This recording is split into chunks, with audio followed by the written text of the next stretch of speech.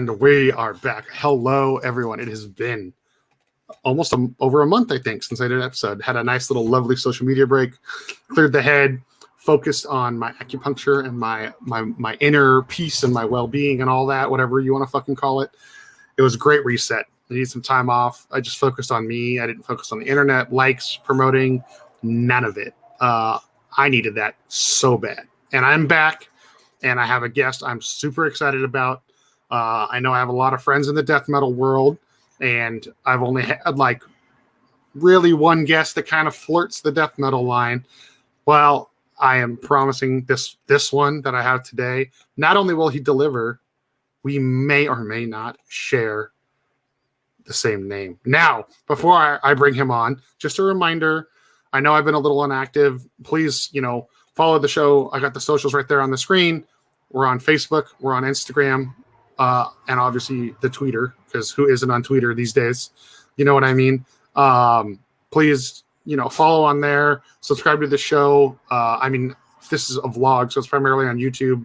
But if you're listening on a podcast, be sure to subscribe. I appreciate your support. This is basically like one of 3 things keeping me sane through the pandemic. Anyways, enough about that nonsense. That's not why any of you are here. My guest today is my name twin. I guess we kind of sort of look alike. We're both from the same hometown. Joel Horner. What's up? How's What's it going, up, man? My man? Joel number 2. Dude, you are Joel. You're the only person I will ever refer to as Joel number 1, dude. I think it's just age related, though. It's not anything to do, right? Well, you're a little older, but you've been in the scene longer than me too. So like, I'll bow, I'll kiss the ring, I know, I get it. Yeah. So for those of you who might not be familiar with Joel here, he is most known, besides for being an awesome beer drinking badass. He plays. Correct me if I'm wrong. You play bass in Odious Mortem. Bass and some guitar, but I did guitar for a little while, but bass. Yeah, so bass and Odious Mortem. He has his own podcast recently called the Cali Death Podcast, which is awesome. Everybody should check it out. What are some guests you've had on there? Who are your favorite guests you've had so far on the show? We had one yesterday. There hasn't been a bad one for me. I have fun every time. It's learning, meeting new people. Usually it's friends I know. Yesterday was Joe from Intronaut. We had Greg from Allegiant on the weekend before. We had Cattle Decap. We had a full Cryptopsy episode with all of Cryptopsy. Dude, that episode I caught, and it was awesome, dude. I love that band. So totally. Yeah. It's a cluster. We have a few hosts, and then we had the whole band, plus we had Mike DeSalvo, who sang on 2 of my favorite Cryptopsy albums as well, just to be on there as well, just to be a full kind of line up with extra members. We didn't have Lord Worm, but we had everyone besides that. And it was awesome, man. We kept it together. I thought it was going to be too much of a cluster, but we kind of held it together, and it wasn't too much people talking over each other. Dude, yeah, I was going to say, with that many people, that's what I'd be worried about. Is that? And then Joel, you were also, correct me if I'm wrong, you had a stint in Decrepit Birth as well, right? Yeah, for about 4 years, 5 years, something like that. Okay, yeah, that's right. I think that might have actually been when we met, is when you were in the Birth. Yeah, so that kind of was the last second thing. Basically, Black Dahlia Murder hit up Decrepit Birth and was like, hey, we want to take you out on a full tour. Like, pretty much every show's already sold out, blah, blah, blah. The bass player at the time was kind of like, I don't know if I could do it, my job. And then I think I had like 3 weeks or something. They said, Joel, do you want to do it? We were already sharing a drummer and a studio together. And I'm just like, screw it. I'll just do it. And I just learned all the songs and just jumped on the road with them. And then another tour hit and another tour hit. And it just and then I was in the band, it just kind of kept cascading. Yeah, definitely. So that was fun, man. And that gave me all my, probably 90% of my touring experiences and people that I've met and countries that I visited have been all through Decrepit, and I'm super thankful. That's awesome. I wish I could have kept doing it, but it was just kind of a financial struggle for a while. And I needed once I hit 27, I think I was like, all right, I need to start thinking about money and like paying for rent in Santa Cruz. Oh yeah. Well, on the note of Santa Cruz, so Joel and I are both from Santa Cruz. We have the same hometown, which is funny because we didn't meet each other until years after we had both gotten our feet in the local music scene. So Joel, I know you said you've watched a few episodes of the show. This is gonna be really weird if I'm fucking talking to myself every time I say your name. How did I actually don't know like your background. Like, how did you get into like underground or heavy music or whatever fucking stupid adjective? You know, there's all these adjectives and genres these days. You know what I mean? Yeah, Like, yeah. how did you get into death metal or the metal scene or whatever you want to call it? I mean, that's funny because I haven't even thought about this, and we ask people that all day on our podcast. But for me personally, it was, I mean, I was into like, 90s alternative and stuff like that when I was a kid. My dad, classic rock, was always playing classic rock. He was a bass player, always taking bass lessons in the other room, and I was always hearing that. And I kind of had that. My grandfather was a pianist for the Grand Ole Opry. Oh, so yeah, what? I know. I know. True. That's how my grandmother and grandfather met, was at the Grand Ole Opry. That's fucking. I did not know that. That is awesome. My grandfather was touring in the like 50s. So, I mean, I guess it's kind of in my blood. That's sick, dude. That's like honestly sick. It's he played for Dolly Parton and all these crazy fucking acts. But we can cuss on here, right? Yeah. Oh yeah. Oh, I don't give a shit. Fuck yeah. I don't give a shit. But yeah, no. So it started with my father. My mother was a big influence too. Showed me a lot of, because I was starting to get into guitar. My brother was probably the biggest influence. He was into metal I was a kid listening to Soundgarden and stuff like that. Then I went through my Korn, Limp Bizkit, Slipknot phase. Yeah. I went hard in that. And I would, had a Korn shrine in my junior high school room. I mean, were you really like? Have you ever really lived if you didn't have a new metal phase? There's some people. No, I talk to people on like the podcast. I mean, if they're a year or two older than me, they're like, that's the worst thing I've ever heard in my life. If they're my age or a little younger, they're like that. They had to go through that almost. Yeah. There's some people that skipped it with like punk maybe, and then they went to metal or something somehow. That's fair. Punk. That's fair. Yeah. But yeah, it's been. I mean, a lot of people. Yeah, the new metal thing kind of got me from more like catchy like rock tunes to like kind of angry, and it just hit at the perfect pubescent time for me. I was going through puberty at the exact time when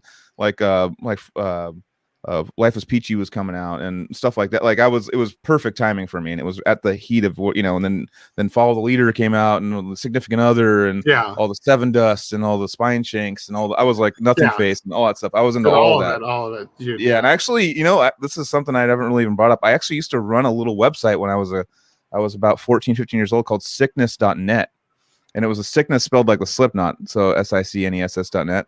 And it was a metal interviewing news site, and actually did pretty well for like, I was on dial-up doing all this, and this is like in the 90s, and I got to go backstage and go hang out with like Soulfly and get to like backstage at Ozfest and stuff. And I was hooked up with the Roadrunner with who's that guy, Carl Severson? Yeah, who actually Nora? He's a singer of Nora, but then started his own label, Good Fight, I think it is. Well, he did Ferret. Ferret. And then something happened. Sony or the distro seized all the catalog. Who know? I don't know. But yeah, Carl's he's at Ferret now. He's at Good Fight now. You're right. Yeah. Yeah, he was the person I dealt with when I was like a 14-year-old dude trying to get bands and stuff. He was the main guy I dealt with back then at Roadrunner. So he was awesome. Like my in with Roadrunner.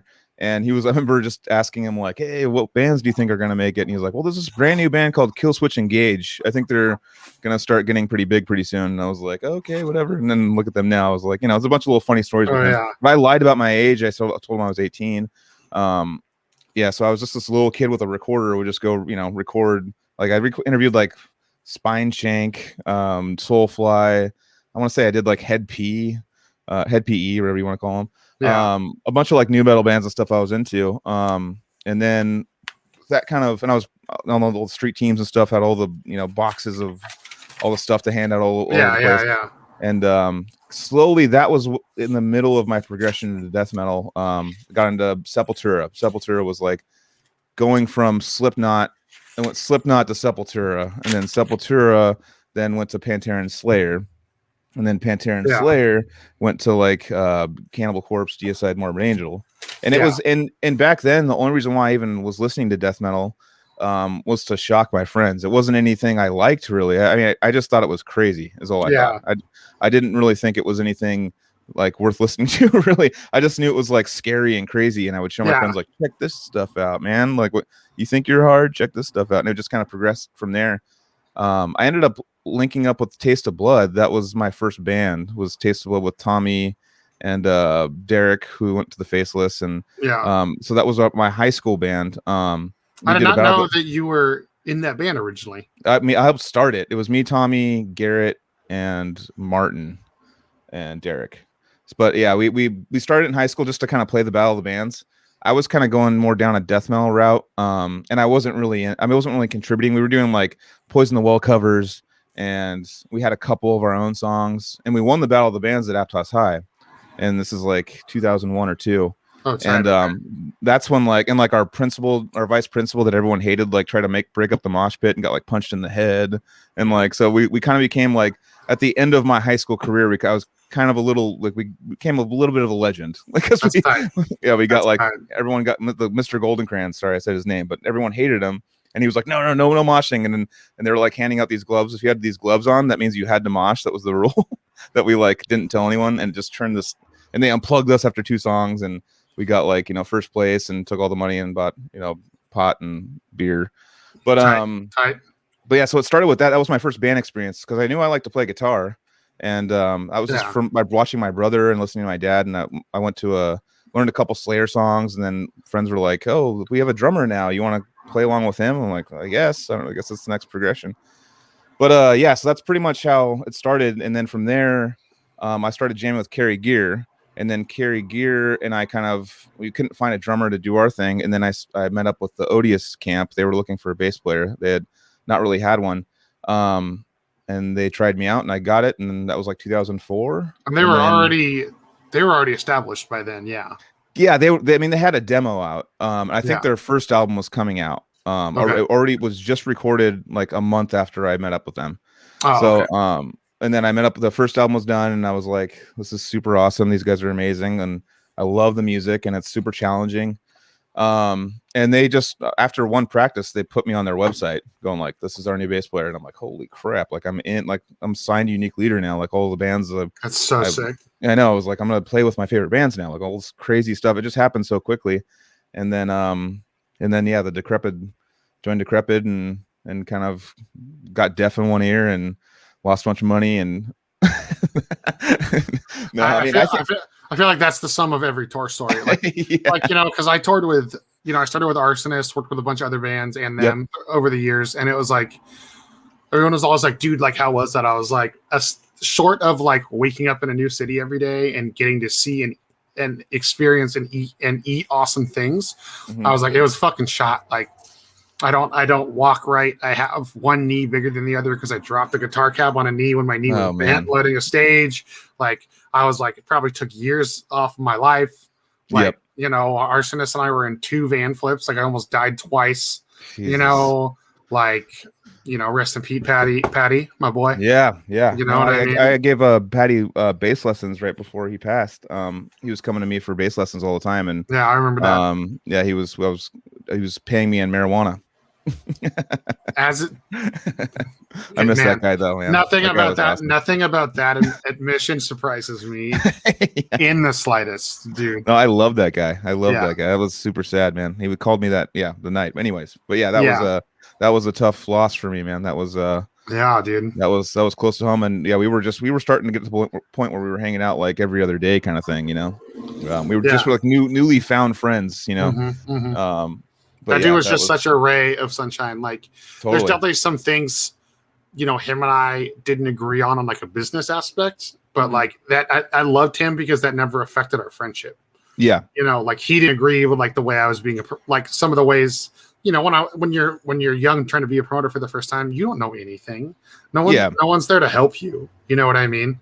So that's tough, man. That's a tough position for you to be in, especially because you're putting your money on the line, and businesses, and a lot of bands think that they should get certain things that haven't been earned really by the people that have not showed up, or the drinks that have not been sold, or things like that. And people are like, well, we're entitled to this. Well, it's like, well, that means you're screwing me now. So yeah, it was so long ago. I mean, like, honestly, you're the first. I don't even remember that usually when I bring up Pat. I don't know why I even brought it up here. But besides that, like, that dude, like, he taught me. He was the one that he was like, dude, if you want to be a promoter and do shows and work with music, who cares if you can't play an instrument? Like, live your life, dude. Like, he always used to say, fuck it, one life. You know what I mean? Yeah. Like, and to me, that was always that was YOLO before there was YOLO, to like me and my group of friends, and so like, yep. I mean, Pat's literally the one who named me Joel Cupcake. You know what I mean? Oh wow. That's literally the only reason I still go by that. At the age of almost 35, you know, Yeah. like it's because he called me that. And I mean, you know how it is, dude. In Santa Cruz, I walk around Santa Cruz, people call me Cuppy, Cake, Cupcake, hey Cupcake. Like, dude, like if I ever tried to be like, don't call me that, people would be like, who the fuck I are think you? it kind of works for you too, just because you're fucking super nice and adorable, and like you're tough. Like you got the Joel name, but you're kind of like you're also really nice and like you just want to give you I want to give you a hug every time I see you. It's like Thank you. it's just like it's like an adorable thing, like but like you're still a badass though. It's like so like you go for it. So do you know the story? No. Tell me. It takes like 3 seconds. Okay. Everyone else listening at home, I know you've heard it 1,000 times. I'm fucking sorry, but it's my show, so I don't care. Long story short, we were like driving to the middle. So the first Arsonist tour we ever did was in my 2-door hatchback Honda Civic and Arthur's old like Odyssey minivan, or like Toyota's whatever Toyota's old minivan was. Yep, it was fucking terrible. But like, so we did 2 tours like that, and in the middle of the night, it was like 2-3 a.m. Right, we're in a Safeway or a Long's, or it depends on what it is where you are in the country. You know, we're in the middle of a grocery store, and you know, I was a big like sugar. I'm obviously a big sugar person, big guy. You understand? You know, I like my fucking sweets. You know, me too. So I, for some reason, on the first like couple tours we did, I had like an innate obsession with my late night snack was always a Hostess cupcake. Oh, okay. Don't know why, but so long story short, we're in the middle of the grocery store one night. We're all mobbing around, meandering, like, what are we going to get? What are we going to get? Pat knowingly calls me over to the sweets aisle, like, hey, fat ass, come over here. I got something for you. And he hands me a thing of Little Debbie cupcakes. Mm-hmm. And I look at those and I go, the fuck is this? This isn't Hostess. Little Debbie's a fucking whore. Like, loud as I could, middle of the grocery store. And then I threw the pack of cupcakes on the floor. And like literally from that day, like I think like starting literally like the next day, he just called me Cupcake for like the dog till, and anytime anybody asked, he told that story. Like, damn. And so it's awesome. It just stuck, dude. And then like, you know, they wanted to write that song, Scobo versus the Cupcake Battle of the Bulge. Originally, like that was supposed to be a song about like the Greek titans of old clashing with the mortals and the gods, like all this crazy shit. But like there was something with like Century Media, and like everybody was worried, or no, wait, that wasn't even the Century Media record. I don't know. They were all worried about actually naming it after like historical events and people that used to exist. Mm-hmm. So they were like, we're just going to write the song about the 2 fucking most ridiculous, like chubby dudes we know. And that just happened to be me and Scobie, you know? So like, Scobie, dude, right? So anyways, okay, enough about that. You know what's funny? The little Scobie side mission. I know people might not know Scobie, but Scobie's amazing. I love Scobie. He has this way he talks. Him, Chase, and Naveen, and I brought this up on Naveen's podcast. No. And they have this talk with like, what's up, dude? How's it going, man? Yeah, bro. What's the Prime? No, That's Prime. My favorite is like those 2 dudes, because I don't really talk to Naveen, so I'm only gonna say Scobie and Chase. Without fail, doesn't matter how sober or not sober they are. Literally, dude, and a pause. Always a pause. Never a sentence after the word dude. Dude. Sup, man. Sup, man. Like every time I see Chase, I'm like, Chase, what's up, bro? He's like, dude. He's like, dude. And then he like shakes his head like 4 or 5 times. Like, so good to see you, dude. Like, dude, I love that guy. I love that guy. It's a dialect. It's a very specific dialect. I've heard a couple people kind of pick it up, but those 3 just have it like. I definitely used to be a lot more of the like dude surfer lingo, and I think I got it from spending all that fucking time with Scobie. Yeah. So I think he's the creator. For those of you that don't know, not to be like a weird name drop episode, but like Scobie used to drum for Moria. He's filled in for Arsonist. He's like one of the local like Santa Cruz drummers. He's filled in for like fucking literally every band. Yep. Except Brain Drill, because he can't play that fast. And then Chase is our buddy Chase. I went to high school with him. He was in Taste of Blood, Animosity, Scour. He's in Continuum now. That's his current project. He might be playing live guitar for Entheos. I don't know if that's still in the works or not. Yeah, I'm not. Yeah, maybe. I don't know. I haven't talked to Jason in like 6 months. I don't know if that's been. I don't know if they've officially said yes or announced that, or if that's actually happening. But I heard that rumor too. I don't know. Like again, I haven't talked to him at all. He texted me on my birthday last year during the pandemic, like, "Hey man, hope you're good, dude. Hope this is over soon, so I can buy you a beer, dude." Like that was it. That's the last time I talked to him. I was like, "Oh shit." Yeah. But dude, yeah. So, dude, that's tight about the bass lessons with Pat. I totally forgot about that, man. That's awesome. Yeah, So that was when the Century Media thing was happening. So that was like Mhm. he was getting ready to think maybe to record, or he just wanted, he was kind of newer on bass, but wanted ideas on how to write over guitars because Arsonist is so all over the place. That he was just freaked out, like, what do I do? How do I approach Yeah. this and stuff? And he really had his like what he wanted dialed in. He knew what he wanted. Like he knew the goal that he wanted to achieve. That's one thing it made it easy to teach him. Yeah. Do you have a memory of what's your favorite memory of Pat? Just for posterity, just for my own pleasure. Actually, that doesn't even. I mean, to be honest, man. I mean, it was just him just walking in for the lessons and just dropping a big old bag of weed on my like a quarter or something, and be like, bam, and just he's just this chill vibe. Because I remember when I first met him, I didn't like him, which was weird, but I just kind of got a weird vibe from him when I first met him, and I think he was because he was kind of like standoffish, and I tried to maybe go up and talk to him, and it was just awkward or something. And then a couple years later, I forget how we even got connected. I think Arthur might have connected us or something. Yeah, it was either Arthur or Chase for sure. Yeah. And then he came over and we started just sitting and talking and smoking doobies and stuff, and that's how we connected was that plant, Yeah. So but tight. yeah, no, I just loved his I loved his just his attitude and his style, man. He was kind of a unique guy. Like I thought he was going to be kind of a follower when he got there, because he was kind of like seemed like he was kind of, I felt like he was just jumping into the arsonist camp and trying to like be a part of it and stuff, and I didn't know that like that he literally is like one of the funnier, cooler guys in that group. I really liked. Yeah, he had his own style. I mean, it's been so long, I don't even like, I can't even remember. I mean, dude, that on its own is great, because that's a perfect like anybody that knew Pat knows that it's a perfect description of Totally. how an encounter with him would go. Yeah, like so I don't know if you know this. I went to SoCal, not Altos. And so I went to high school with. So did you ever meet Johnny, Pat's best friend, the other tall, lanky guy? Yep. Yeah. So Johnny, Arthur, Nick Bain. Do you remember Alex, like the original arsonist singer? Or I'm sorry, No. sorry, not singer. I think did he fucking play keyboard?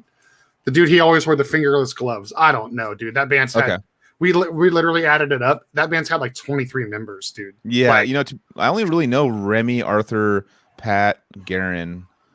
Those are pretty much the only guys I really know of that band. And I felt like a jerk because I became friends with them like later in my touring career, and I hadn't really seen them. The first time I actually saw them, it was pretty funny.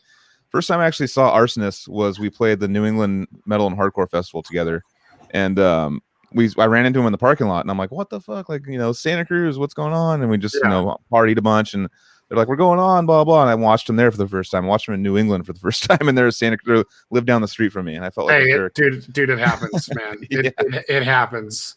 There's different scenes, too. The 418 thing, I was pretty much there for Taste of Blood shows, Animosity shows, and when we played shows and stuff like that, which, RIP 418, Jesus Christ.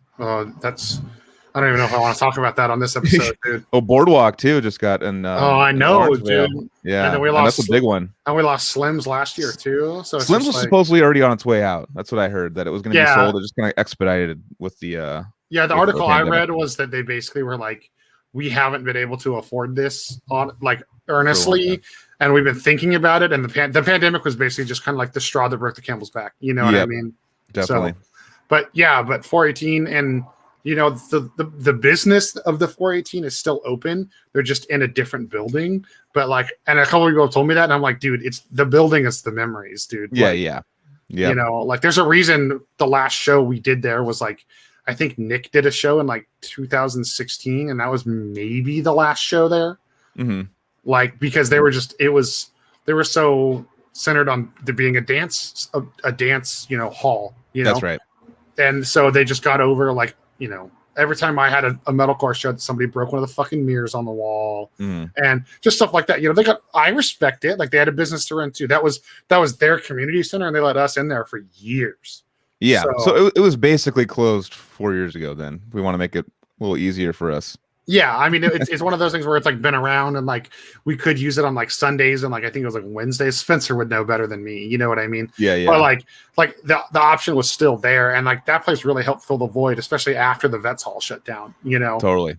So and now we have the Vets Hall back though. So yeah, that's cool. I'm glad that survived the pandemic because you got that back right at the beginning of the pandemic. Yeah, yeah. Literally one show. We did one show. We were about to do two. And then you canceled the day of at like 2:00. That show with Wolf King and a bunch of other bands got canceled. Veiled Noth, yeah. I was so looking forward to that, and that's when, to be honest with you, that's when I took the pandemic seriously. Was when that finally, because I was kind of like, well, the Vets Hall show's still on. I know everything else is shutting down, but I think Joel's gonna still pull this through and blah blah. And I was like super excited about it. And then, when I saw that, I'm like, all right, well, this is maybe for real. Yeah. So like that whole thing, so we were all going back and forth because Pinup's a team of dudes. It's not just me. Most people only know me, which is fine. Like I don't. It's just the nature of things, But like we were all kind of split down the fence about it. Like some of us were like, fuck. Like some of us were worried. Some of us were like, let's see how this plays out. Some of us had better faith in our government than we should have. Except, but what it came down to is I talked to the venue, and the venue was like, we can't guarantee the city or the county won't show up and shut down the show. And I was like, at that point in time, then I have to deal with, we go 12 years in the past where if I shut the show down in the middle of the show, do I not refund anybody and pay the bands and be an asshole to the fans? Or do I refund the show and not pay the bands? That would have got shut down for sure. Exactly. It was that, and then it was also like I've been very lucky. Like we've never, I can't believe I'm about to say this statement. I've never been sued. Like I've been doing shows for 16 years. I don't know if you were at the Set Your Goals. It was like Set Your Goals, First Blood, Alcatraz. It was like a huge mix bill at the Vets Hall.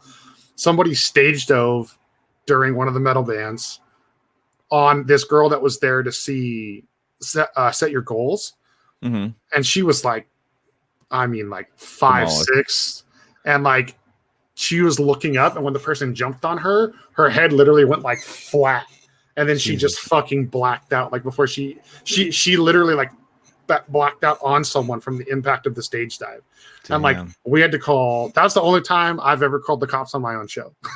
Because I was like, yo, this person is hurt. Like I need someone here. The mom showed up, and I was like, that's it, I'm done. You know what I mean? And she ran in, and she's like, and the daughter had ice. We had water for her. The paramedics were already talking to her, and the mom was like, oh my God, you got my little girl out of there. Like you already called like the paramedic, like, thank you. And I was like, you're welcome, man. Like, of course. Like, I'm not just going to let some kid get hurt at my shit. You know what I mean? Like, I was totally expecting the angry parent spiel, especially the girl's like 15 or 16 too. So I would have, that could have been like big trouble even back in those days before a lot more people turned to like legality stuff in the music scene, So totally. Like fucking, I got lucky, but yeah, dude, like, I mean, so Vets Hall. So did you ever? Probably didn't. This is probably before your time because I'm thinking high school. But I saw a show there, and we talked about it on the Copper Crab podcast about the. It was Animosity and Trajan, Abhorrence, and a couple other opening bands. But it was on the underground of the. That's the first time I ever saw Animosity. They were tiny. Basement. Yeah, they were like 14 or something like that. I probably was there. I had. Do you know Rob? Like he goes by RAWB. Yeah. So him and I went to high school together. Okay. With Arthur. So me, him, and Arthur were all the same grade. Okay. And Rob knew Max from Intrasion, and my ex-girlfriend was dating Nate Catilla. Oh yeah, I know Nate. And there was Nate and Max, right? Yeah, basically I had a whole bunch of connections to Intrasion, and then I call him Fitzy. Brandon from Abhorrence was like one of the first people I that was older than me that I became friends with in the music scene. Yeah. So I always just looked up to him. I mean, I'm actually he's one of the people that I still connect with still a lot to this day on social media and stuff. And we were selling gear back and forth when I was living in Sacramento for a little while. But yeah, no, seeing him at the Catalyst Abhorrence play, I forget what show it was, but I was just standing up there just like, damn, these guys are just, they made it. Dude, this is it. Like I was like in high school or something and going like, Jesus, like this huge show. Yeah. And like Livewire was playing, like all these were like, remember those bands back in the day? Yeah. Jet Lag, all those bands. Jet Lag, yeah, stuff like that. And I was just sitting there just like with my like jaw open, like, dude, I want to do that. That's what I want to do. Dude, and he was a big influence. I still call him Lord Shredder when I see him in person, dude. That was like, that was always his nickname in our group of friends, at least, you know? Totally. So, but dude, oh man, that's insane. I think I was at that show because like I said, I knew Brandon. I don't remember who was playing drums in Abhorrence then. I think it was Andrew, right? Wasn't it? Or no? Probably. I don't know. I knew a couple different people in the band besides Brandon, and then I knew Brandon.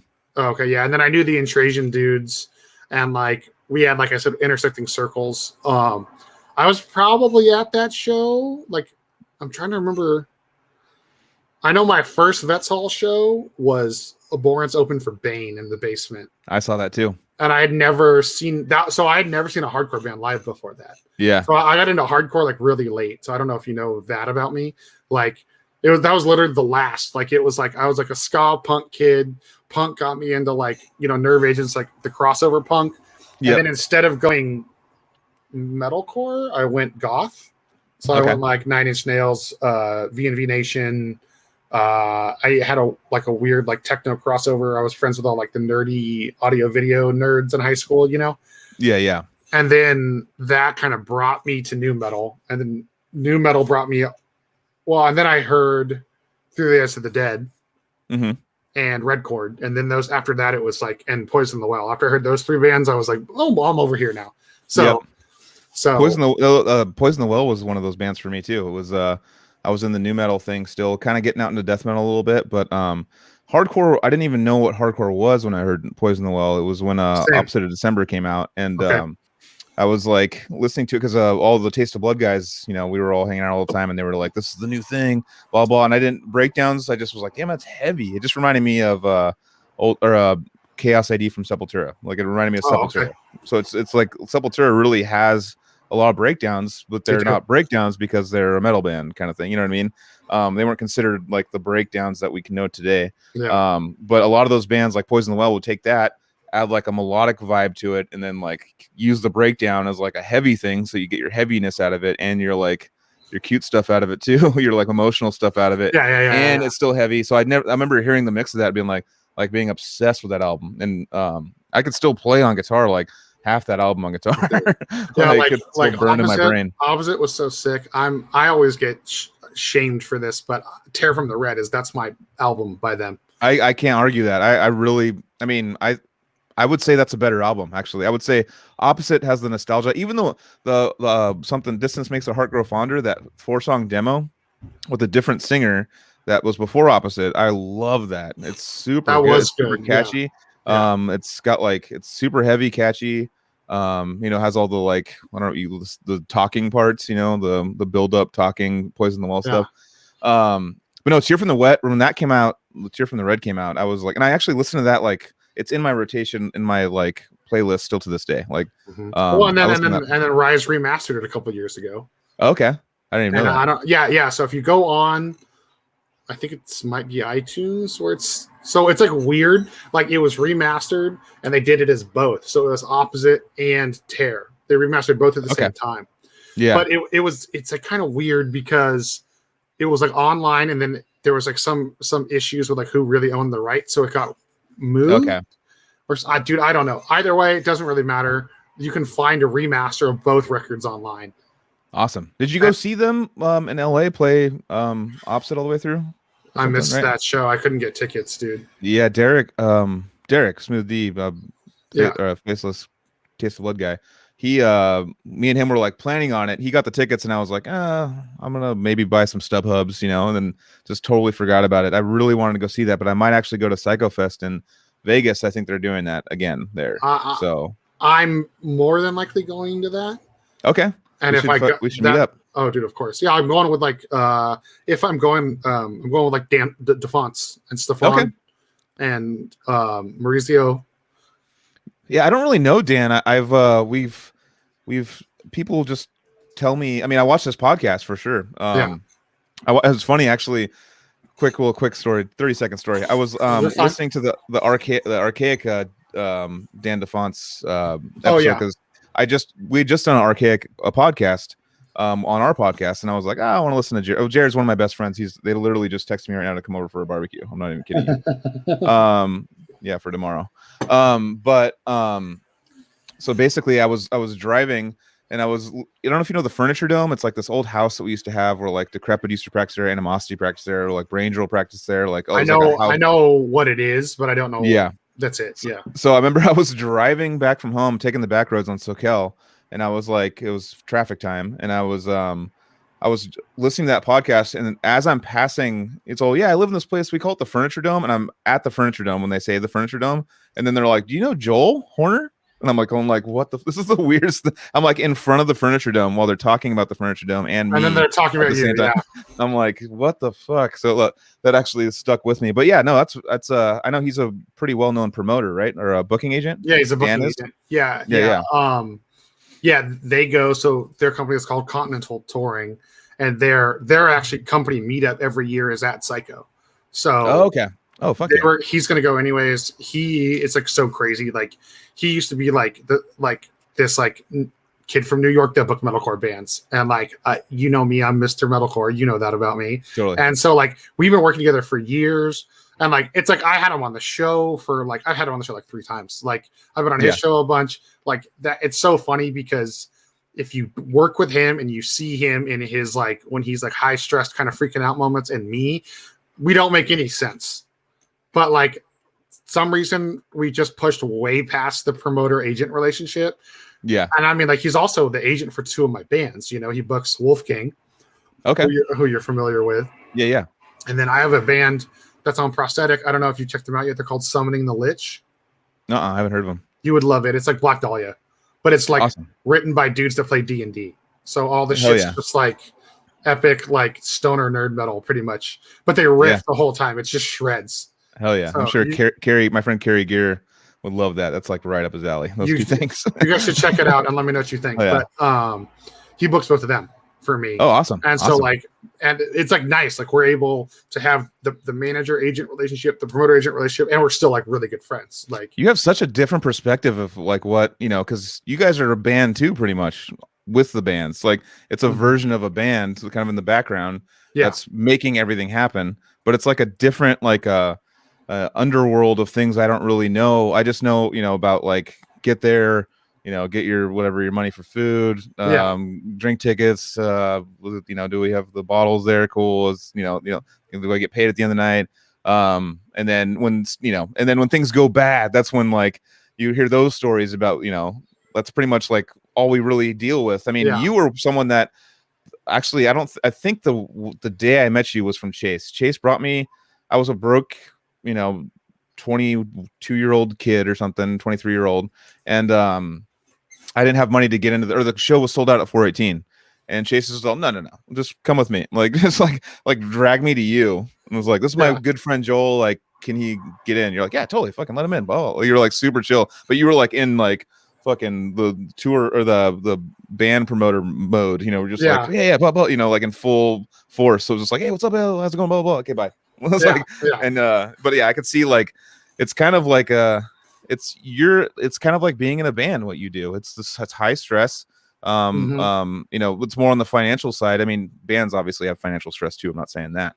Yeah. But it's putting the show on is and I've actually had a lot of questions and how you do it and stuff like that, which we can get into off the air. But I'm really interested in how you put on these shows, and I've actually brought it to I just texted the guys, probably drunk the other night. and was like, I really would like to get like a death metal. You called me like a year ago about like a death metal something show there at the Vets Hall. Mm-hmm. And I was thinking like, I want to do like a Cali Death Fest thing, like with our podcast kind of being like, and then you just basically make all the money, we get our name on it, bring all the bands out, and then like make it happen, make it cheap enough for you to make it happen, and just like do like a promotional kind of thing for both of us, and have a bunch of cool bands there and have a cool party. I mean, I would be so down for that, and the Vets Hall would love to do stuff like that. They're so about the community, because the new guy running it, the more we do there and the more money we make them, the more they can help the veterans in our community. So It's all to them, it's all a circle. So they're like, and like Chris, he lives like, I forget what part of town he's from, but he has like a recording studio in Santa Cruz. He's like been recording there for years. I don't know how more of us don't know him. He's like from like the older punk scene. Okay. But what's really his last cool. name? Chris Cottingham, I think it is. Okay. No, I don't know.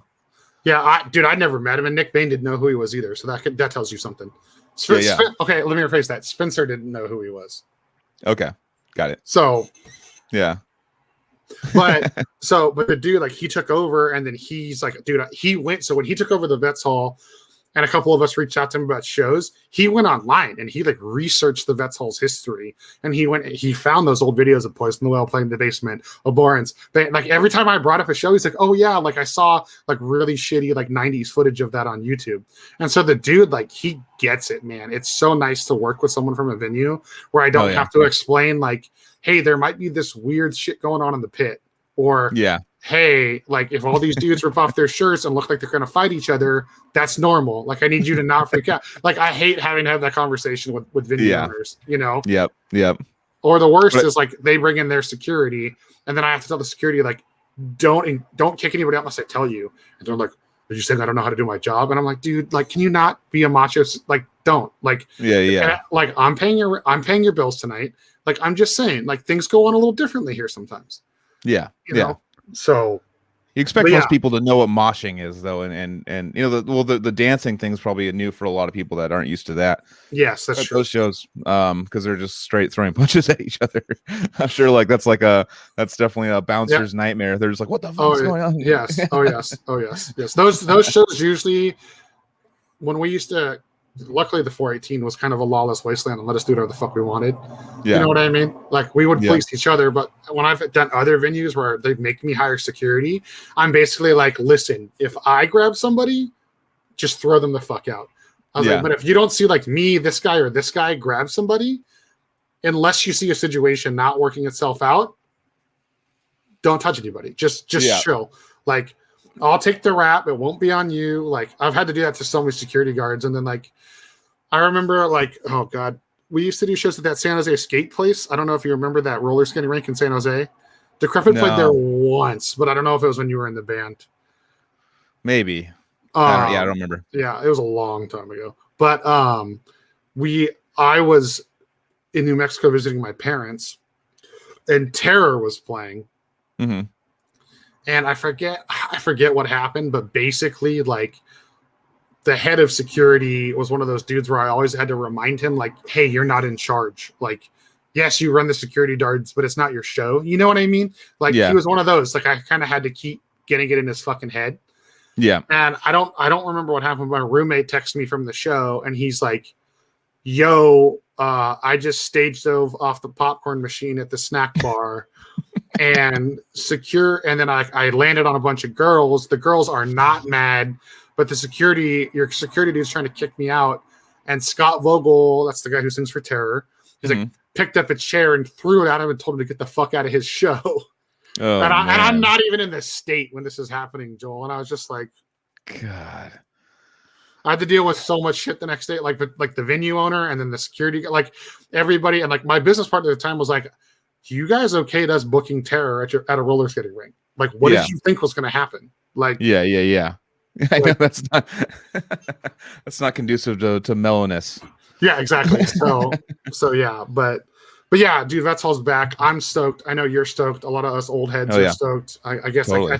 I think I fit in that category now. I think I'm, I think I could say I've been around long enough that I'm an old dude. Yeah. No, we're old dudes. We're a couple old dudes. So the X Bar, I went there. Actually, that might have been the last show. Was that the X Bar in San Jose? Yeah, Ingested, and Visceral Disgorge. Mm-hmm. That was the last show. I think actual real. No, I did. I went to one other show after that. Actually, that was like one of the last shows I saw, and I was so excited to see what I mean. The turnout and for like a slam death metal show, you know, in San Jose, which to me is not really known for people coming out and stuff like that. So I was really stoked. I'm like, this is gonna be a new venue we can go to. I'm like, I was so excited, and then like, you know, obviously things didn't work out. But is that still gonna be a venue that you're gonna book? Yeah. Nice. Yeah, that place is because they're a bowling alley and a bar, and they serve food. So they're like the only place that's had every loophole to technically still be open. So like, go ahead. So their business hasn't, like, obviously the bar venue and the entertainment side has suffered, and like they just do every other lane for bowling. Yeah.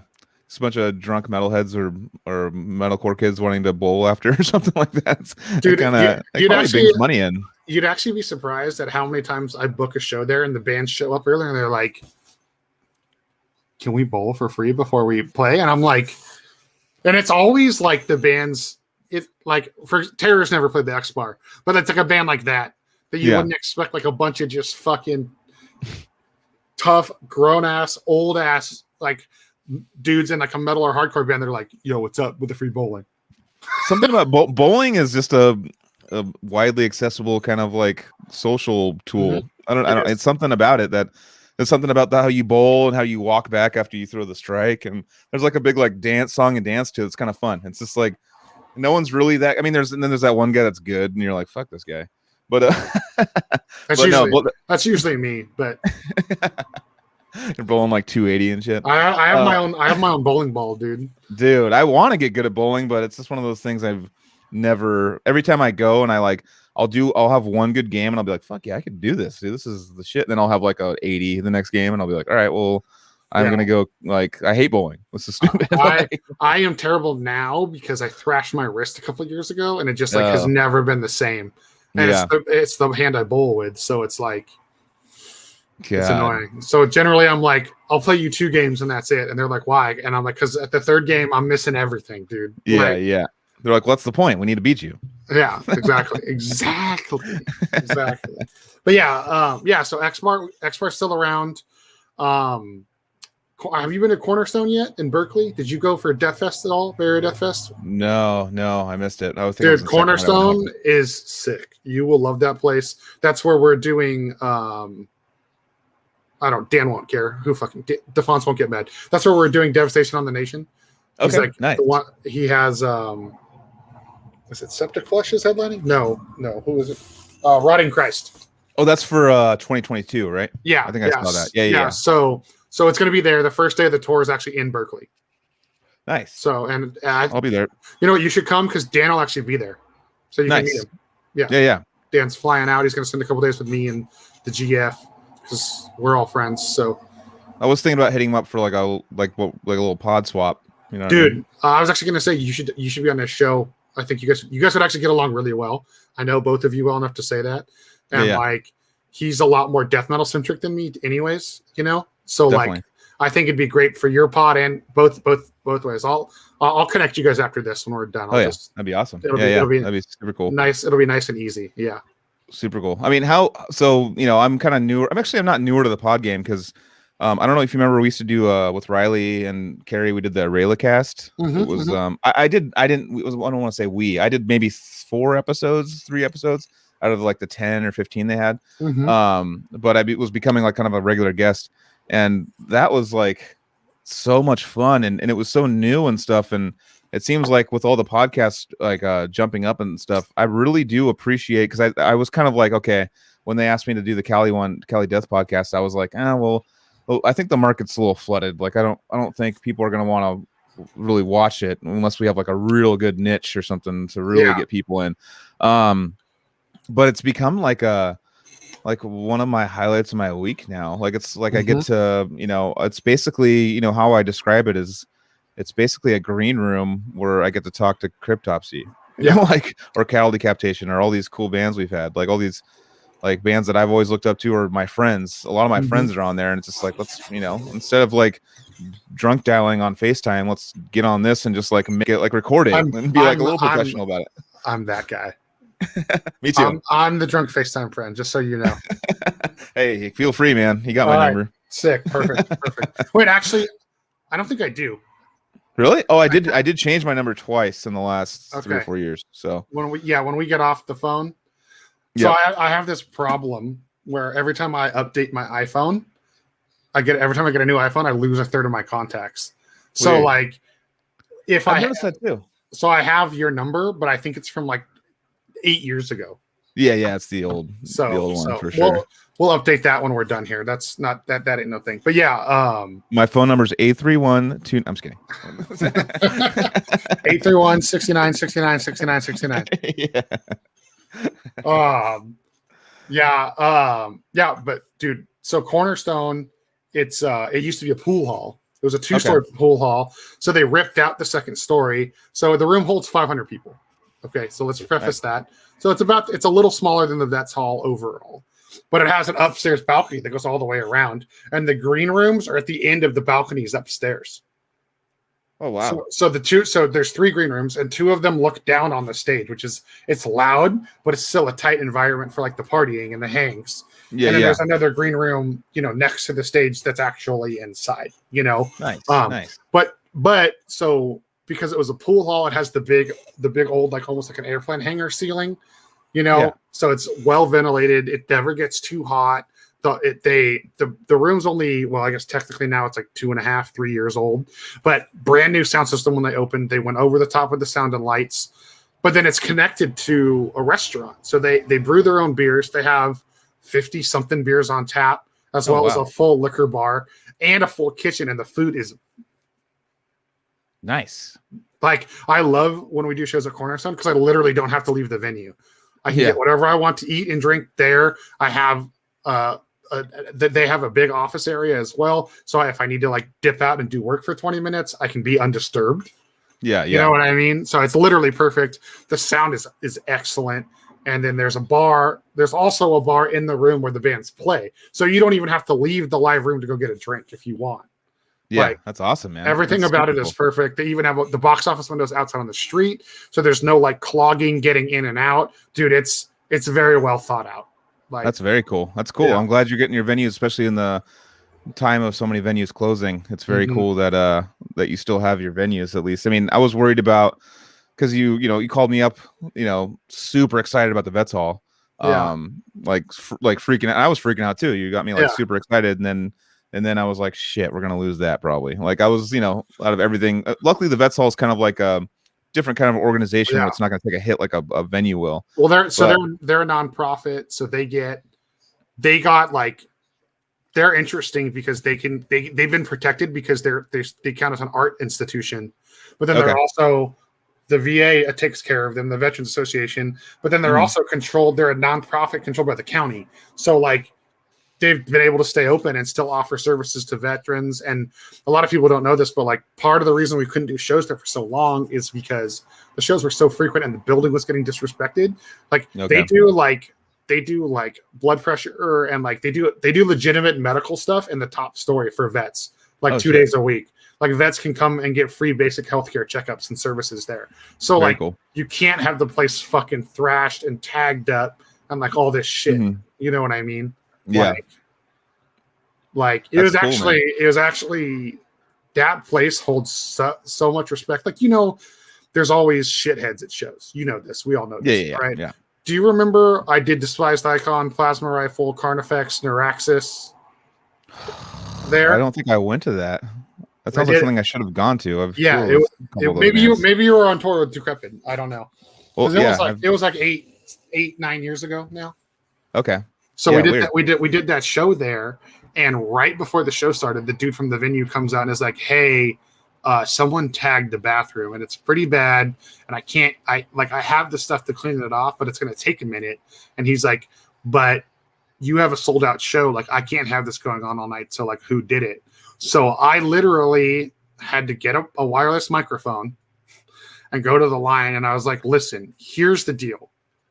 The venue does not want the show to happen because one of you or multiple of you tagged the bathroom.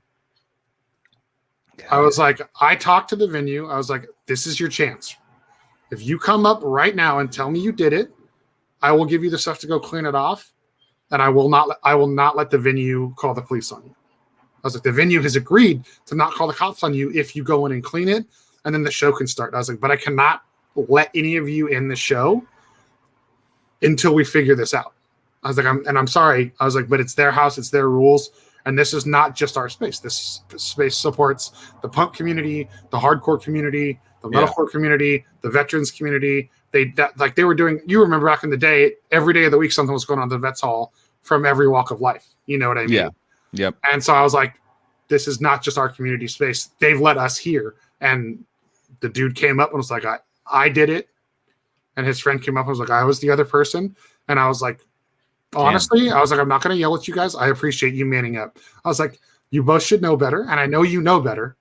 I was like, I know it's just a flex thing. Or I probably didn't say flex because back then nobody used that word. But I was like, are you both going to clean it? And are you both going to not do it here ever again? I was like, I don't give a shit what you do when you're not in my shows.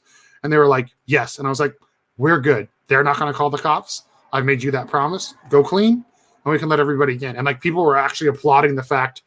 And like these were two dudes that are usually like, you know, they don't have a lot of friends. They have like their small crew, and like that's it. You know what I mean? Yeah, yeah. And so like I think they were kind of surprised that everybody was like applauding them, like good shit on you, because there was mostly death metal people there and like older people. There wasn't a lot of kids, you know.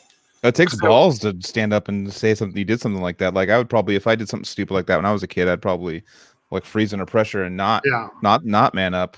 Well, I was told, I would take credit for it and just say, I want the show to happen. I'm gonna go fucking clean it. Exactly. Well, so I was told after the fact that that's kind of what happened. Is that okay. One of the dudes that took credit is kind of like the alpha of the group. You know what I mean? Yeah. And so he was like, I'm gonna believe Joel that he's not gonna call the cops, so I'm gonna say I did it. Yeah. And then the other dude that volunteered was actually one of the dudes. And then like, but the main dude that did most of the tagging ended up just being chicken shit. But that's I probably would have just been like turn around to the line and be like, all right, let's get like 4 people and let's just fucking go clean it, dude. Like, let's just do if like no one stood up and manned up. That would have sufficed for me in the venue too. Because I wasn't gonna go clean it. I had to run that. Dude, we crammed like 680 people in the Vets Hall for Despised Icon. Damn, that's awesome. That was easily the most like insane thing we've ever done. That's for the scene, you know. It's for like you're helping the scene. That's like it's important to me. Like I would be something that I would, you know, I'll go clean for half an hour. Or something. Exactly. Exactly. Like as long as I can bring my beer in there or something, like I'll do whatever you need me to do, man. You know, like especially for if it was you, because and you've been so generous to me, and I really appreciate that. I've always tried to. I always try to pay for things, and you're like, no, you're not paying. Nope, you're not. Nope, you're already on. Well, I was like. All right. Well, I guess I'm gonna go spend more money at the bar then. Thank you, sir. But that makes the venue happy, which makes me happy. You know. Totally. So, and I'll spend $100 there, easy. It's not like you're one of those guys where I'm like, oh yeah, no, I'll let you into the show for free, and then you don't watch the bands, don't buy merch, and don't eat or drink in the venue. Like I hate when someone's like, yo, I don't have any money. Can you hook me up? And I'm like, yeah. And then I go around and I catch him drinking on the street corner, like trying to get me in trouble, or drinking in the parking lot. Like, dude, you're just waiting for the cops to come shut down the show now. Like, and I let you in for free. Like, you like, come on. Like, Like, don't be like, I know we all want to have fun, but don't be stupid. You know? Like, yeah. I know. So, some people just are, they're just kind of entitled. They're just mega broke and they want to get fucked up and they have an in or something. You know? Right. So obviously, like you're part of the Cali Death podcast team. I don't know why I couldn't say that right now, and I had to stop. It's a little tongue twister. So, you know that's kind of what you're doing now to pass the time with COVID and whatnot and all that stuff. Like, you know, I know you just said you had Cryptopsy and you had some other cool guests on the show. Like, how did that kind of get started? Like you know, like let's you know, little self promo. You can plug. It's okay. Yeah. Well, basically, Casey and Joseph started. They were texting me and Anthony about in this group text, going like, "Hey, we want to do a podcast." And I was kind of like, okay, well, really kind of just blowing it off, thinking it was just a cool idea and it wasn't going to happen. And then Casey and Joseph actually got it together and they did a test episode with Anthony on it. And they asked me if I wanted to be on it. And I said, no, I can't, or something. You know, I was like kind of weary about like where this was going. And I was like, I know that Casey and Joseph aren't like, you know, they're not known for podcasting. Like they're not, it's, you know, and there's so many podcasts out there nowadays. I was like, fuck, we have like a standard to live up to. I was like super like self-critical and like I always am and self-deprecating and you know, all that stuff. So I was like, okay, well, I'll just, you know, I'll watch them. So I'll give you guys feedback. So I watched the test one and it was good and I liked it. And then I watched they got Deeds of Flesh was the first one and the first guest because Mike Hamilton, it was the drummer for Deeds of Flesh, is like we call him our dad. He's our death metal dad, and like he took us on our first tour. He was you know, affiliated with Unique Leader. He was the guy that basically got us going and would tell us all the ropes and how to do things and blah blah blah. That's awesome. He's always and he's the drummer of Exhumed now. So I didn't know he was in Exhumed now. That's sick. Yeah, dude. For about 6 or 7, 8 years now. Yeah, he's been doing that for a while. I don't know how I missed that. That's awesome. Yeah, no, super awesome. And so they finally, for the 3rd episode, they had Decrepit Birth, and they were like, well, hey Joel, do you want to do the Decrepit Birth one because you were in the band and just be like a co-host kind of thing too? And I was like, yeah, like I'll jump on that and check it out. And then I proceeded to actually that episode I got a 12-pack of like super powerful IPAs, and because I was nervous, so I was like, you know, because before the old podcast it was just recorded, there was no video, and now it's video, and I'm like sitting there staring at myself, like I keep staring at myself now because it's super weird to look at myself, but it's, you know, it's something you don't, it's, you know, you get over it after a while, but yeah, I did it and it was super funny and we had a great time, and me and Casey and Anthony really just vibed because we're all best friends. We're all really good friends. And Joseph too. Joseph's kind of like a newer addition. He plays in basically Disgorge, that band Disgorge, but it's called To Violently Vomit now, but it's basically Disgorge, but legal reasons it's not Disgorge. Oh, that's right. There was 2. Yes, I remember. Yeah. I remember. Well, no, there's 2 Disgorges, but there's the drummer of Disgorge now sings in Suffocation. He kind of holds heir to that name Disgorge because it's his band originally, I think. And so he didn't want it called Disgorge without him in it, pretty much. So they decided to do like a same kind of style band, but call it something different. Oh, okay. So Joseph is like this, you know, we call him the professor. He teaches at UCSC. He's a teacher. He's like I know he's a very smart gentleman. He was here last night drinking with me. It was super, actually. And I'll do a quick plug. He's in this new band called Dreamer. He showed them to me last night, and I was like, what the fuck, you're in this? I just thought it was gonna be like, oh, someone's showing me their fucking demo, like I'll listen to it and, you know, kind of like act excited but I'm not excited kind of thing, which happens a lot with, you know, people in bands. You have to listen to everyone's stuff. Yes. And it's trust me, I know. Yeah, and you just got to constantly, and it's most of it's not very good, so you got to go like, yeah, fuck yeah, and like point out good things about it and hype them up and get them propped up so they feel good. But since you get picky with music after a while, it's kind of hard to really be into it. But yesterday he showed me this band Dreamer that he's in. And I was like, this shit's amazing. This is like some of the best shit I've ever heard. And so I immediately took it. And this morning I emailed Willowtip Records. I was like, dude, check this out. They're like, we want to sign them right now. So I just got that band pretty much like might be getting signed. I mean, at least put them on the map, you know, for early, like a deal being out there for them. But yeah, I mean, so basically I just did the Decrepit podcast. We all vibed and they were like, hey, we want you to be on as another host. And I was like, fuck, you guys already got 3 hosts. Well, you know, if you want me to do it, I'll do it. I'm down. And then it was very nerve-wracking. You know, bands like Defeated Sanity and all these bands from overseas we were doing. And, you know, the cattle decapitation one I was really nervous because I know Travis, but I don't really know Travis. We've played shows together, and I know he's kind of like an outspoken dude and kind of like opinionated guy. And it kind of like, I was a little worried because I don't know, like, you know, I didn't want to piss him off or something, but he ended up being awesome. And you know, now I consider him you know, a lot of these people that I go into the podcast a little nervous about it, and I keep in touch with everyone now. You know, it's like, it's basically just it's turned in, like I said earlier, it's just a big hangout.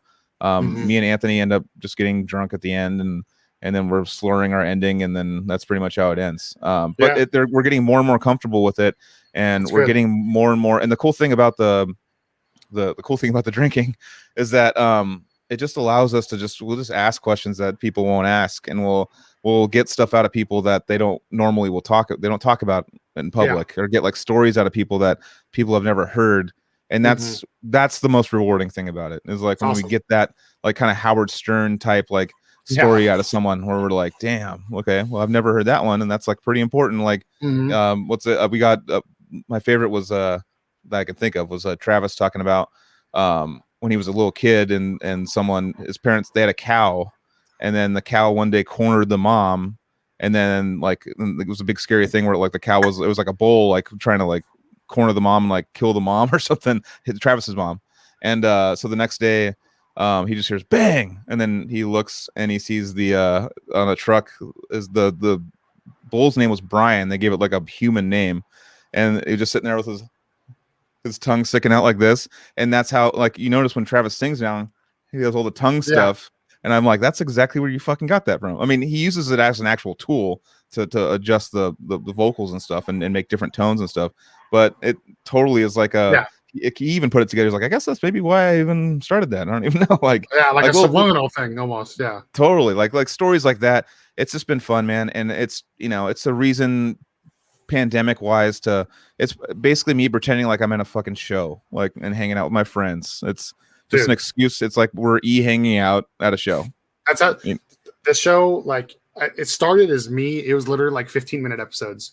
It was just like talking about tips from the music industry, life tips, just like, hey, let's see if people give a shit. But it was like an outlet for me because I was losing my fucking mind. Totally. With the show's gone. And then somebody was like, why don't you have guests? Like, you'd be really good at that. Okay. Like you said, you hate watching yourself. I can watch myself all day. I cannot listen to myself. Yeah, my voice. I actually don't edit my episodes because I can't stand listening to my own voice, Joel. Like, bro, I literally just one take everything and post it online. Damn. Which I know is very ballsy, but like, I can't. I don't have the time or the patience to edit my shit. Like, if I had somebody that would do it for me, I'd probably let them. You know. But like, I don't care. And also, like, I'm not worried about the shit coming out of my mouth. Like, everybody knows who I am at this point in time. You know what I mean? If it's someone else saying it, then it's not your fault. It's not anything on you. Yeah, and like, we try to skew away from like, sometimes I'll have the like, hey, obviously, like, don't say anything. I don't want to have super controversial stuff on the show because, I know that this is my show, but everything I say affects Pinup, and I acknowledge that. And so I don't want the rest of the guys to feel like they have to be represented by my opinion on something. So. Hold on 1 second. I'm gonna turn the. It looks like I'm in fucking floating in here. I'm gonna turn the light on and then shut the window because it's making a bunch of noise. Sorry, sorry, it's all good. So Cali Death Podcast. Check it out, guys. Got a little dead air here. I feel like I'm on one of those Facebook Live things where I got like 4 people watching and I'm waiting for comments. I do have to pee really bad, but whatever Joel's just saying, just do it, dude. Just do it. Well, that's awesome, man. Yeah, like I know you talked to the guys about having me on the show, so everybody in here, I will eventually be on the show sometime in May, right? Yeah, I think it was May 24th. I forget what it was. Oh yeah, it's right around my birthday. Yeah. Nice. Yeah, so that'll be tight. So I will be on there. I'll probably be the most un-death metal person I have on the show. Hey, you're one of the most important people to our scene, so it's super awesome to have you on. I mean, you're the one that puts on all the shows. You're kind of the conduit to why a lot of these metal shows, and that's why I was stoked to see the San Jose shows, because I'm like, and you calling me going like, I want death metal in Santa Cruz, and I'm like, fuck yeah, dude. Like, we need that back in Santa Cruz. We do. It's never done too well. I mean, we played one time with Decrepit. I played with Decapitated in the atrium, and that was sold out. That was like for death metal. I thought that was really cool. But it seems like, I mean, there's a little bit of a resurgence in people. I think you actually would do pretty well bringing that kind of extreme music. Well, I think like everybody always wrote it off as like, oh, that's a Blue Lagoon scene, and it's like, no, it's not a Blue Lagoon scene. It's just the people want to drink when they enjoy death metal. You know what I mean? But I also think people are to the point now where like more of the young kids and more of the old dudes know each other now. So it's more, it's like, it's okay for us all to like do shit together. You know what I mean? And also like, there's a lack of those shows over the last couple of years because I haven't always done a lot of death metal and until recently. Pinups the last couple of years, that's actually our main genre of music now that we book. Nice. That That's used to be awesome. the one we booked the least, and now it's the main. Just things change over the years, So I love it, man. I love that community. Like the thing that sucks is like there's still some of the politics. Like I get, he's the metalcore promoter. Like I don't want to play for him, or you don't play then. Yeah, it's like like I can't tell you how many. There's always the stubborn death metal band where I'm like, hey, do you want to open up this show? And they're like, how did you get that show? And I'm like, what? Like I'm like, why is that important? Like, do you want to support these bands or not? Like, because especially a lot of the death metal bands still around at least have one or two members older than me. So there's always the like, well, why isn't this at DNA or why isn't so and so booking it? Like, I wouldn't have, like, of course I'd be on the show if they were booking it. Like, and it's like, dude, I don't know what you want me to tell you, bro. Like, I'm not the band's booking agent. Like, Like we've been doing death metal and it's been going really well for us. Like, dude, that Ingested show was fucking oversold out. We like oversold the show. Nice. Dan, that was good. Dan, you didn't hear that if you're watching. We like it's okay. I got fucking Ingested fucking wasted that night, so they don't care. I got fucking wasted that night. Dude, everybody was. I think that was you introduced me to Jared that night. No, it was fucking the guitar player Chris, who's of Archaic, and he drove down going like, yeah, man, I'll just have a couple drinks and I'll drive back. And he literally, I was outside like smoking a cigarette with some people I haven't seen in forever because when I'm drunk when I'm smoking cigarettes. And like literally I get a call or on a Facebook call from someone inside the venue and they're like, dude, your boy is getting kicked out. And I'm like, what? Like he was fine when I left. And then he just, because we kept showing up there, we ran into like 10 people we knew and they all wanted to buy us drinks, and which is like, and we were like, we're both seasoned drinkers, so we're like, fuck yeah, boom boom boom, and like taking like all these shots down, all these drinks down. And then I guess I just went outside and he took like a couple more shots, and then he just all of a sudden like his head was cut open and he was like, it was like, and like, it was just a bad scene. And so we had to take an Uber from there to Santa Cruz. And I bet that was fun. Yeah, and I was thinking that the Uber driver was going to pull over pretty soon too. He was like, it was me, my friend Aubrey and him. And we were just like, just trying to keep him like, dude, it's all good. And like, had to like carry him to his fucking room. Man. Yeah, that was a good one. But, no, that was a good night, man. That was, but still, it's like it's one of those nights I haven't really experienced in a long time. Like I used to always be going to shows and have those drunk nights. And Sacramento was popping off when I left Sacramento. That scene was really starting to get, and I've talked about it many times on the podcast, but that scene's really blowing up there too. So it's cool to see it actually coming residually over here a little bit, because they have shows like weekly there, death metal shows that are, anywhere from 5 people to 400 people randomly. It'd just be like a random local band, and then everyone will just decide to go because it's a show, like on a Tuesday. We've been doing. We've been trying to bring some of it back to Fresno too. Yeah. Because I have a buddy that is part of the pinup family now we're working with over there, and like we've done a few death metal shows there, and they've all done decent. Like, I mean, obviously, Sac's still the strongest market for that, which is fine.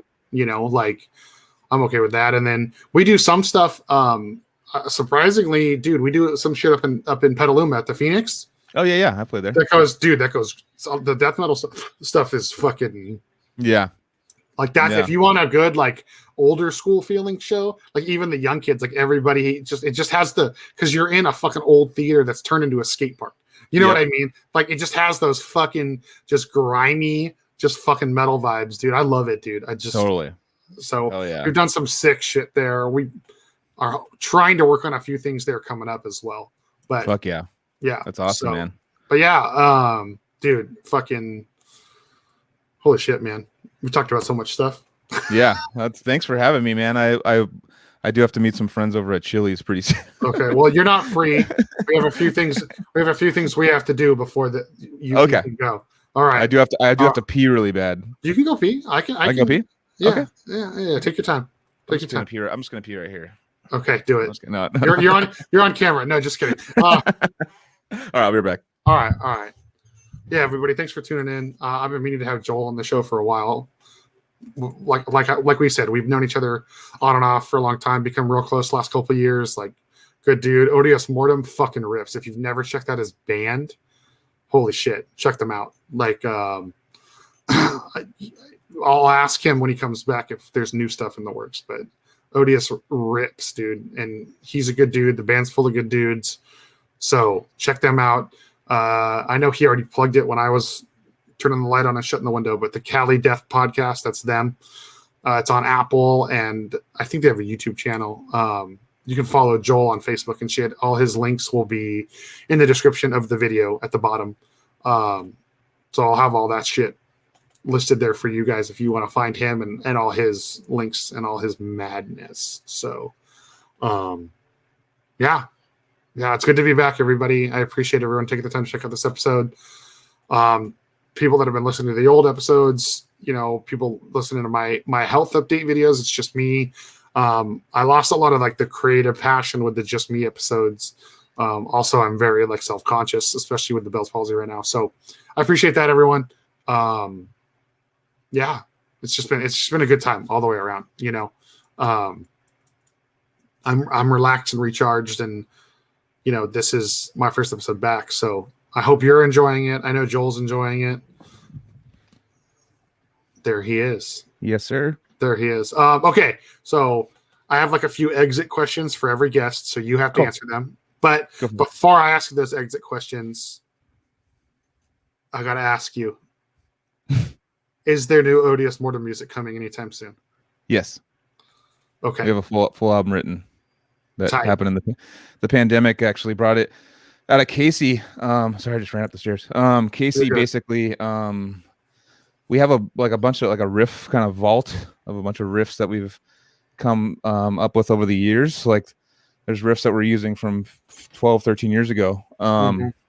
But Casey Howard, and he's not here, so I'm gonna kiss his ass. He is like a master musician. He's very humble. He doesn't like to be complimented a lot. Okay.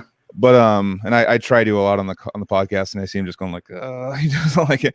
But no, he do it now. Do it now. That's fine. Yeah. He's gonna probably listen to this, so it's gonna be perfect. No, Casey, he has his own music school. He's a better guitar player than me. He's obviously one of the best drummers. Probably a better bass player than me. He's a better vocalist than me. Not that I even sing, but like he's just everything. He's got all of them down, like pretty much dialed in. Classical guitar. He's got a degree in music and stuff. But he basically just, when he sits down, and his business kind of took a dump because of COVID and stuff. So he basically was stuck at home, and his parents are at risk, so he didn't want to hang out with anyone. Makes sense. So he just basically stuck in his house, and he literally, I'm not even kidding you how insane this guy is. He literally wrote the album, I want to say in like 3 or 4 weeks. Like he just sat down and it's like it's going to be the craziest, most like progressive, crazy album we've ever had. And we have all the files, and he just writes it on Guitar and Guitar Pro and uses our riffs, and then basically just creates. He's a Guitar Pro genius. Like he can put a symphony in the Guitar Pro. He's just insane. No, he's insane, dude. Him and Carrie are Guitar Pro geniuses. So that it's a skill that I've always wanted, but they just understand music to a different level that I just can't. I can't get on board.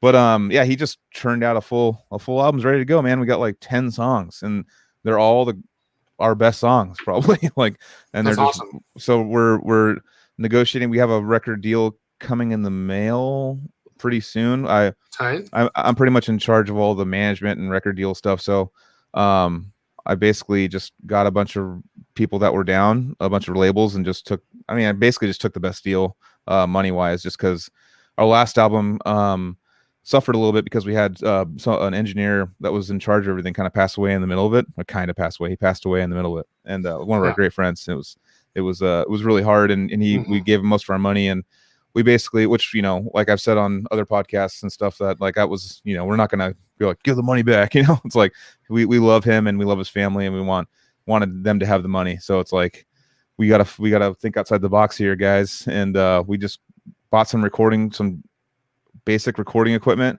and just figured it out and just put together the last album. So it's definitely more of a home DIY sound on the last album. Going from Zach Owen to that, people were kind of like, oh, that's interesting. It's kind of more more caveman style, I like to call it, but it's also got like a very old school death metal sound to it, which I like. So it kind of it panned out into something that I like and I'm into. But we kind of want to get a super crazy production with this next one, and we just want a bunch of money to throw at it, and we're talking to people who are going to record it next after we get the check, and just put the best product we can together, for sure. If you ever need help with any of that stuff or contacts or whatever, hit me up, For sure. We have people in mind, but we have to just it really comes down to comfortability, and I know Casey and I really like to be comfortable when we're recording and not like in a high stress environment with someone we don't know. So it's probably going to be someone of our group, doing it, which, Zach's in our group. We have Matt Sotelo in our group and a bunch of other recording engineers in our group that even Naveen's in our group. There's people that that are producers, that are engineers, we would definitely love to have do it. So it's just going to be a logistics thing. Okay, so new Odious Mortem soon. Probably next year. That's fair. I respect that. Yeah. All right. We got that out of the way. I know if I didn't ask, someone would troll in the comments like, you guys didn't even talk about Odious Mortem. All right. Okay. I know you got to get going. We've been going longer than I expected, but that's what two Joels get together, man. It's kind of hard. My show, my rules. You don't like it? Don't fucking listen. Okay. The cheesiest question. What's your favorite color? Damn, someone's asked me that a few times recently. Does black count or no? I can't go black. Yeah, that counts. You can say that. Black. Black on my show, you can say whatever you want, dude. Well, since black isn't actually a color, and then people throw that at me a lot, I have to say brown. I'm a brown guy. I'm wearing brown shorts right now. I just like brown. I had a brown car. And farts and turds, those are funny. And and wood, and I just like brown. I don't know. Yeah, and I like army, like a cool army green. Anyways. Okay, fair. Okay, I respect that. Okay, okay. This is the tough one. I'm gonna give you the tough one first. Okay. In-N-Out or Whataburger?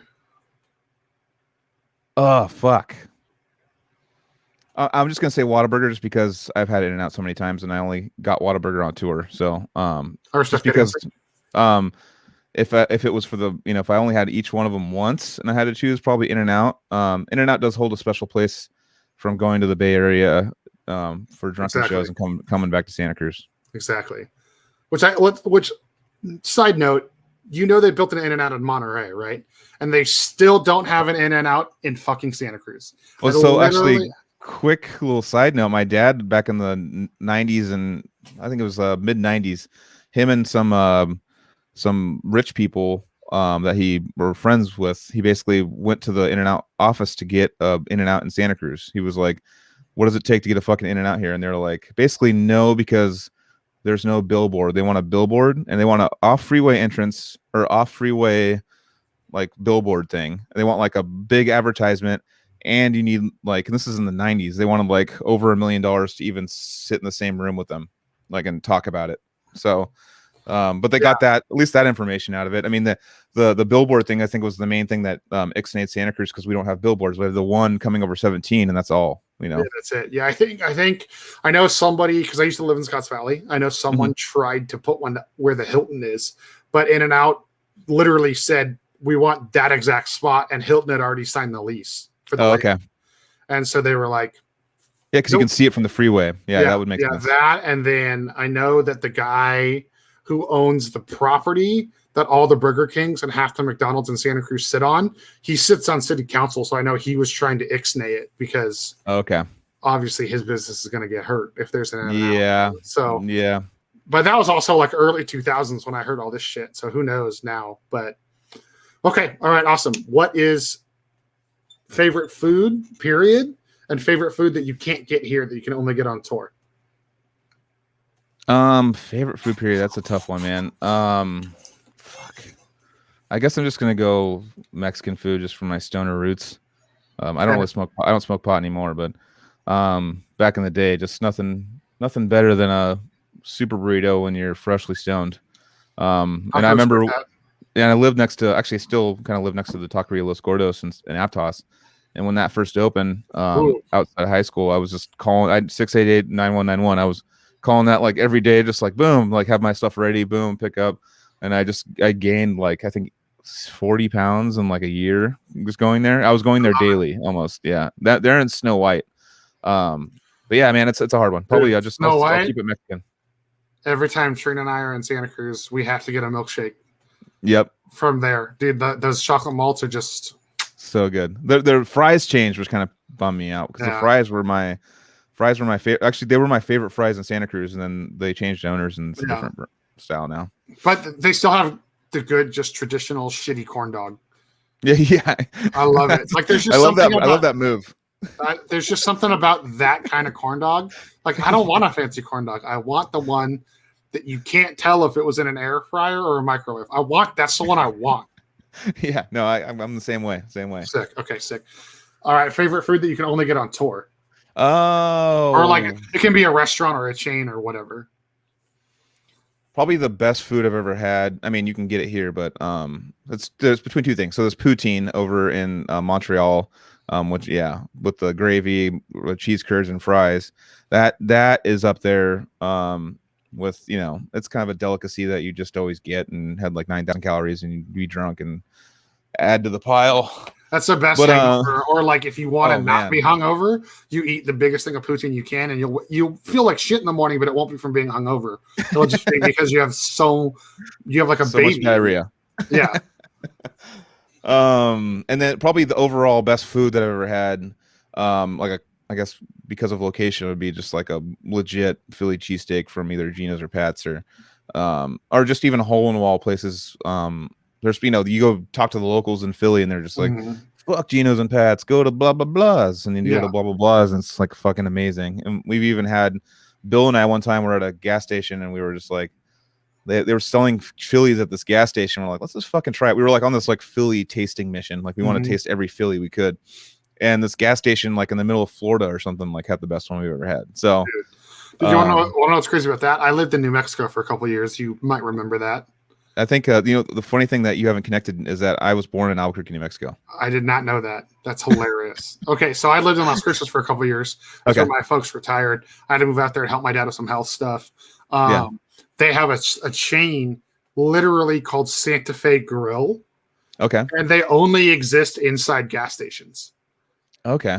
And when I first moved there, I would not eat there. I'm like, dude, I'm not getting a gas station burrito. Gas station food. Yeah. Dude, hands down, like, if you want like a big honking chunky boy burrito, they literally have like 50 something different flavor options. Damn. Here's a New Mexico question for you. Red or green? You talking about chilies or sauce? Yeah. Chili. Green. Because you got that. Yeah. Right? That's not even a question. I don't even like super hot stuff, and I will eat the hot green chili because it has to be from Hatch, dude. Somebody bought me some green chili, some like, canned green chili from somewhere, and I was that's not from Hatch. You go to fucking McDonald's at any place in New Mexico and they have green chili cheeseburgers. Go to Wendy's, green chili cheeseburgers. Like green chili's on everything on the menu there. But the cool thing about green chili there is like it's their thing. So you go to a certain breakfast place, they have so and so's farms chili that you've never heard of, but it's fucking amazing. It's like fresh. There's actually Hatch Farms, like the Hatch green chili. You can order the freeze dried bags now. And my dad sends them to me. My dad he sends me jars. It's a Santa Fe roasted green chili in a jar. And there's Sadie's and stuff, which is like a big chain out there. Yeah. But yeah, like he sends me like those all the time, and I go through like he'll send me like 5 jars of the green chili, and I'll dust them. I'll dust like 5 in like a month. Like green chili mac and cheese, I think is my favorite green chili. Hell yeah. Fuck yeah. I like it on everything, man. I like it on pizza. I like it on burritos and on burgers. I love it in burgers. It's just my mouth is watering. Oh god, that's my favorite food. My favorite food is New Mexican food with green chili on it, like a New Mexican sopapilla, chicken sopapilla from Sadie's with that's probably my favorite food. And I go visit out there because my family still lives out there too. I go visit out there and I am constipated for 3 days when I get there always. And then because my stomach's like, what the fuck is all this? And then finally, like, stuff starts coming out again, and I get back to normal. I love it. Okay, 2 more questions, and then you're free, my friends. Okay. Sheets or Wawa? Wawa. That's a trick question. Just so you know, you're wrong. Sheets. I was at Sheets in Kansas City in October. The reason you're wrong is because the same place. It's because the answer is Buc-ee's. Okay. It's funny. I was my Uber was taking us, and all they could talk about was Sheets. Like, we were talking about, like, where's the cool place to go hang out and party? They're like, yeah, that's cool and all, but dude, have you been to Sheets, dude? My son works at Sheets. Like, Sheets is the shit. They were just like, all they would talk about was like, they're like, my friends go hang out at Sheets. Like, Sheets is like the spot, dude. That's awkward. That's fucking awkward. He was like a Sheets spokesperson. Oh my God. Buc-ee's, I feel like I've been there. Wawa's just whenever we'd go with our old drummer Samus, who does actually doing really well on YouTube right now. He basically lived right across the street from one, and we would just go there and a little touch screen and get like the awesome best food. I mean, for a gas station, I don't want to say best food because that Philly cheesesteak took the cake, but just for like a chain, like a real, like a chain that's like a consistent, it's like always consistent. Yeah. But okay. All right. Last question. This is the tough one. Okay. If you've watched any of my episodes all the way through, you know what it is. If you haven't, you don't know, and that's fine. What is something? So, like, I like to do this show because, as you said, like the first time you met me, I was in like show mode. We call that pen up, Joel. That's what we call that. Okay. Okay. Like my friend group that I want to pull the curtain back so people get to know. There's like a like there's normal drunk party Joel, and there's pen up Joel, and somewhere in the middle is me. You know what I mean? Yeah. So I like people to get to know me. I like people to get to know my guests. I got to know a lot about you today. Being in a music scene or someone with a podcast or in a band or what have you not, there's always something we don't put on the internet. There's always something, or that's not super obvious. Like, what is like a hobby or a personality trait or like a characteristic that you have that you wish more people knew about? Oh man. I mean, that's a tough one. I mean, I feel like, this could sound kind of, don't really like talking about myself, but I really pride myself in my adaptation to multiple different kinds of humans. I don't know if that came out wrong. I'm really good at dealing with many different facets, or I don't know, I'm completely bombing this. Many different types of humans. You read people very well? I read people very well, and I feel like that's, with my work, like I have a job that's way above, paying me way too much for what I feel my skill level is, and I feel like many people are more qualified for my job. I work in IT, and way more technical people that are way smarter than me.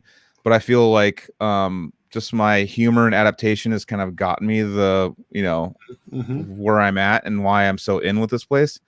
But I think just I like to laugh at everything. I'm always joking, probably to a fault, with relationships and stuff. I kind of sometimes will just be joking constantly. Too much. There's a line. I understand. Yeah. Trust me. There's a line. I love joking about things that are awkward and not the time to joke about it. I love testing those waters with people. Most people respond well. I've had some negative responses. It happens. Yeah, I just feel like I feel like I'm a funny guy. I feel like I'm pretty funny. And I feel like that's pretty much my only trait I could say that maybe people don't really know about me. But okay. I like to laugh and I like to fart and just all the dumb stuff. I love dumb stuff. I'm really into dumb. That's fine. That's acceptable. Football. I'm really into sports. I love sports. Oh, there you go. Football. Okay. Football. Kansas City Chiefs fan. I'm a humongous. I fly out to Kansas City. I do like ridiculous stuff like that, and just to watch a football game. And really, I'm just obsessed with it. Hey, so everybody's got something, dude. I love the Sharks. You know that. I love the Sharks. Well, not this year. Not this year. I mean, I still watch them, but yeah, no, it's in the Warriors. Same thing. Cool. They're about 500 right now. They're not anywhere near the dominant team they used to be, but still got Steph Curry and stuff, and Sharks still got Marlowe and things that are like some things that are fun. And didn't Steph just set a new record or something? He just was scoring like crazy. He hit 73 3-pointers in 10 games, which is like ridiculous. It's like no one's ever done anything like that. Yeah, I know. We were eating somewhere last week, and like on the wall, on the one of the TVs was on, and it was like Steph broke like the LeBron and like Jordan's record for like points in. Yeah, maybe it was the 3-point thing. I don't fucking know. But I think it was most like most 40-point games in a stretch or something like that. Yeah, I think that's what it was. Yeah, I think he was, and he's like leaps and bounds over them, which is like that's insane. Which is funny because everybody just talks about LeBron this, LeBron that. It's like, dude, there are way better players alive still that actually play the game as well that you could be talking about. Well, Steph is actually in the running for MVP right now. I think he's in the top 3 right now. So that's good. That's good for him. He deserves that. So okay, for sure. Well, you know what, Joel? Thank you for being on the show, man. I appreciate it. Number one, thanks for being here. I appreciate you. All right, number 2. Everybody, Joel from Odious Mortem, the Cali Death Podcast. I already plugged your band when you were taking a piss, Joel. So I told everybody to check the band out. Where can everybody find you on the internet? Just Facebook under Gelodius with our Instagram Gelodius or Facebook. So it's Joel Odious. And then real quick, I'm something I probably should have mentioned. Me, Riley and Carrie, Trevor, and Casey are starting a prog rock band called All Realm. So that's going to be recorded hopefully this year too. It's starting from scratch, so there's not really anything to show anyone, but it's coming. That'll be sick. That sounds like something that'll be right up my alley. Fuck yeah. All right. Well, Joel, Cali Death Podcast. Follow follow that. What is? Do you have socials for that, or is it just on Facebook? Yeah, it's Cali Death Podcast. Just Facebook it. If you search it on YouTube, it's just Cali Death Podcast. It'd be Instagram Cali Death Podcast, Facebook Cali Death Podcast. There we go. All that stuff. Cool. And I will link all that in the bottom. Fuck yeah. And the description for everybody. Everybody, thanks for watching. Joel, thanks for being here. Don't forget, like and subscribe to my show. Do it. And then right after you do that, go do it to Cali Death Podcast, or just fuck right off. You know what I mean? That's it. Just one of the Joel's things. Just one of the. We'll take one. Just flip a coin. Like the story of Highlander, that existed, and then it stopped when Joel's got involved. So I will never try to cut his head off with a broadsword. You know what I mean? Thank you. You're welcome. There's a few other Joels who I might try to behead, but you're not one of them. Yeah. We're in the cool Joel group. Yes, there you go. All right, everybody. But another episode of Joel Cupcake Live. Thank you, Joel. Thank you. And thank you. I'll see you all on the fucking flip side. I don't know why I still say